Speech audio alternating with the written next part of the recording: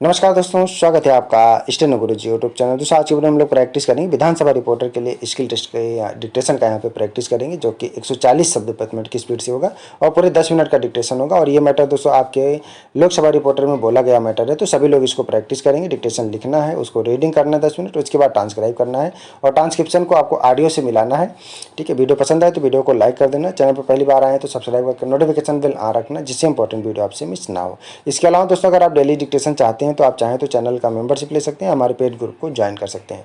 अधिक जानकारी के लिए आप हमें मेल कर सकते हैं। हमारी मेल आईडी है std4stenographer@gmail.com।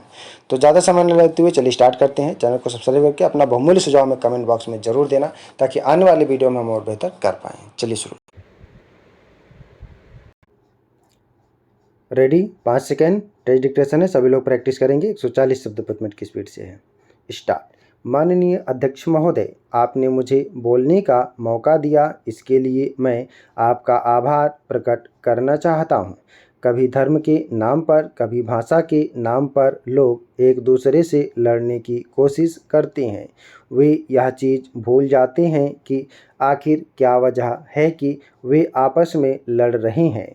उनको यह समझना चाहिए कि यह हमारा देश है और हम इस देश के नागरिक हैं। हमारी एकता ही हमें और हमारे देश को मिलाकर एक साथ रख सकती है। इसके बावजूद भी जो यह सब बातें भूल जाता है और जो देश को भूल जाता है, वह देश को नुकसान पहुंचाता है, जिसका असर देश के आर्थिक, सामाजिक और राजनीतिक विकास पर पड़ता है। माननीय अध्यक्ष महोदय, यह देखते ही नहीं हैं कि हमारे देश की सीमा पर क्या हो रहा है। हम यह देखते ही नहीं हैं कि आजकल की इस दुनिया में क्या हो रहा है। कौन कौन से नए हथियार इस दुनिया में आ गए हैं। विडंबना यह है कि हम केवल अपने निजी स्वार्थों की पूर्ति में ही लगे हुए हैं। अगर हम इसी तरह लड़ते रहेंगे तो आने वाली पीढ़ियों को इतिहास के रूप में हम क्या देकर जाएंगे। भविष्य के इतिहास में देखा जाएगा कि हिंदुस्तान के लोगों के पास एक बड़ा नेता आया जिसका नाम महात्मा गांधी था। उसने हिंदुस्तान के लोगों को, जो अंग्रेज़ों के गुलाम थे, उनको मिलकर काम करना सिखाया। उनको यह सिखाया कि उनके बीच जो दीवारें खड़ी की गई हैं उनको तोड़ देना चाहिए।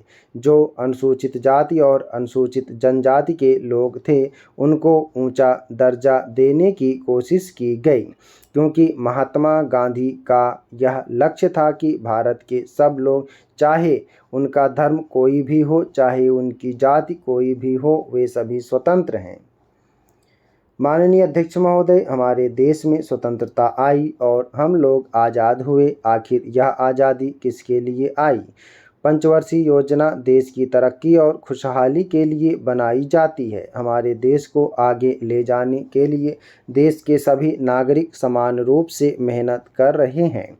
सारे हिंदुस्तान के आदमी और औरत हिंदुस्तान की स्वतंत्रता के हिस्सेदार हैं और बराबर के हिस्सेदार हैं। इसलिए हम कहते हैं कि हमारा लक्ष्य और हमारा ध्येय समाजवाद है, जिसके अंतर्गत हम सब लोग बराबर होते हैं।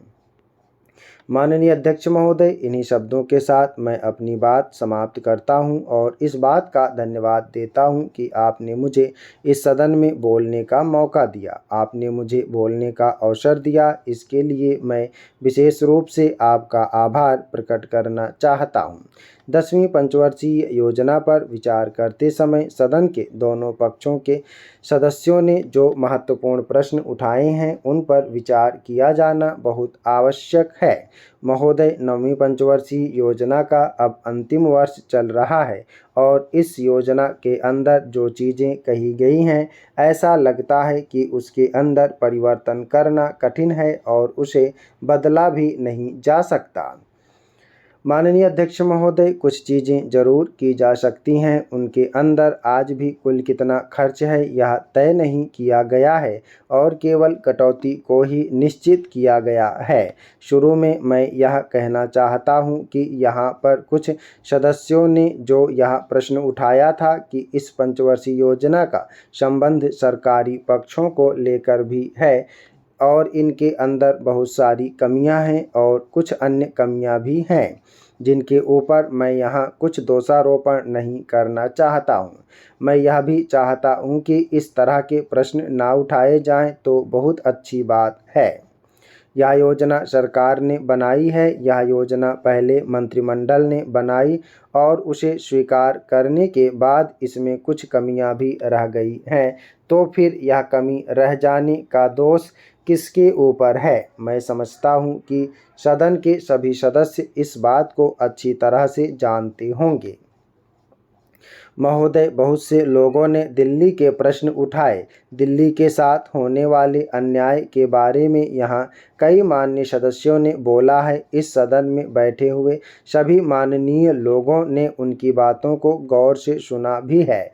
मैं समझता हूँ इस बारे में हम सब आवाज़ उठाएं, क्योंकि इस बात की आज ज़्यादा ज़रूरत है। मैं भारत सरकार से यह कहना चाहता हूं कि जिन्होंने ये सारी योजनाएं बनाई हैं, उन्होंने वास्तव में यहाँ के साथ बहुत बुरा किया है, यहाँ के साथ अन्याय किया है, क्योंकि उन्होंने इस पंचवर्षीय योजना को बनाते समय यह ध्यान नहीं दिया कि क्या योजना वे बना रहे हैं गलत बना रहे हैं या सही बना रहे हैं, इससे क्या लाभ और हानि होगी। इन सब बातों पर उन्होंने विचार ही नहीं किया, जो कि अत्यंत खेदजनक है। मैं समझता हूँ कि ऐसी परिस्थितियों के अंदर यह बात होगी कि दिल्ली को हम अंतर्राष्ट्रीय स्तर का एक आदर्श नगर बना सकें। यह बहुत आवश्यक है कि यदि हम इस स्थान की उन्नति चाहते हैं और हमें ऐसा करना होगा। इसलिए अब मैं अपना कथन इन शब्दों के साथ समाप्त करता हूँ।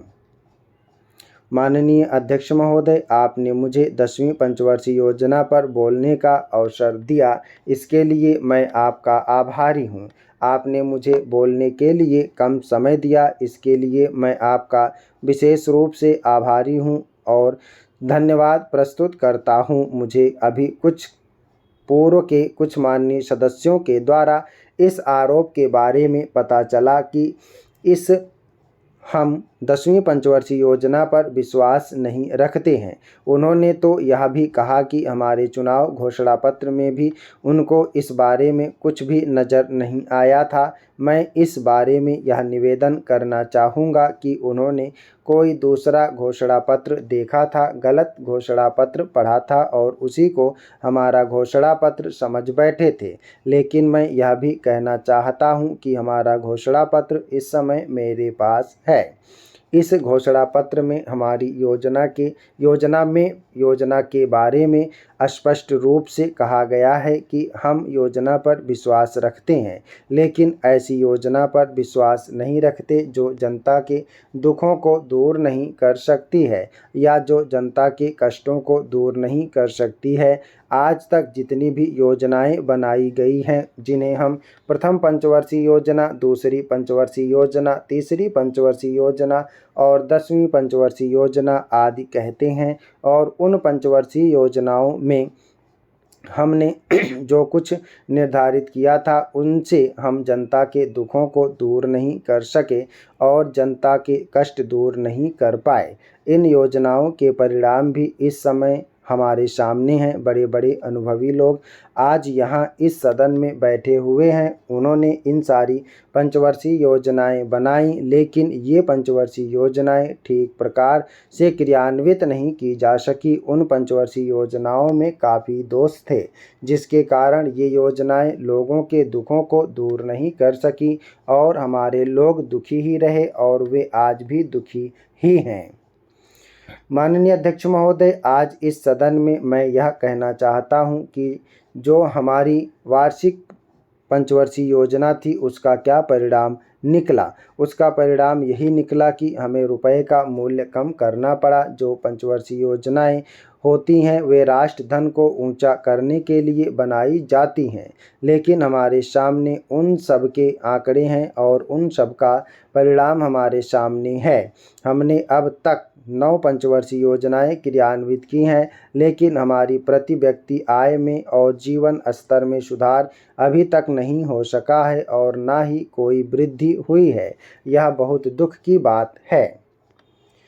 महोदय, मैं आज इस सदन में यह कहना चाहता हूं कि हमारा विश्वास इस तरह की पंचवर्षीय योजनाओं में नहीं है जो जनता के दुखों को दूर न कर सके, जो जनता के कष्टों को दूर न कर सके। हम ऐसी पंचवर्षीय योजनाओं पर विश्वास करते हैं जो हमारे देश की जनता की आय बढ़ा सके, हमारी जनता की आर्थिक विकास कर सके और हमारे देश के प्रत्येक नागरिक को उन्नत कर सके। मैं आशा करता हूं कि हमारे प्रधानमंत्री जी इस बात को ध्यान में रखेंगे कि यदि हमारे देश में किसानों को उनकी उपज का सही मूल्य मिलेगा तभी हमारा देश हर क्षेत्र में विकास कर सकता है और मैं समझता हूं कि प्रधानमंत्री जी के नेतृत्व में हमारा देश बहुत अधिक प्रगति करेगा।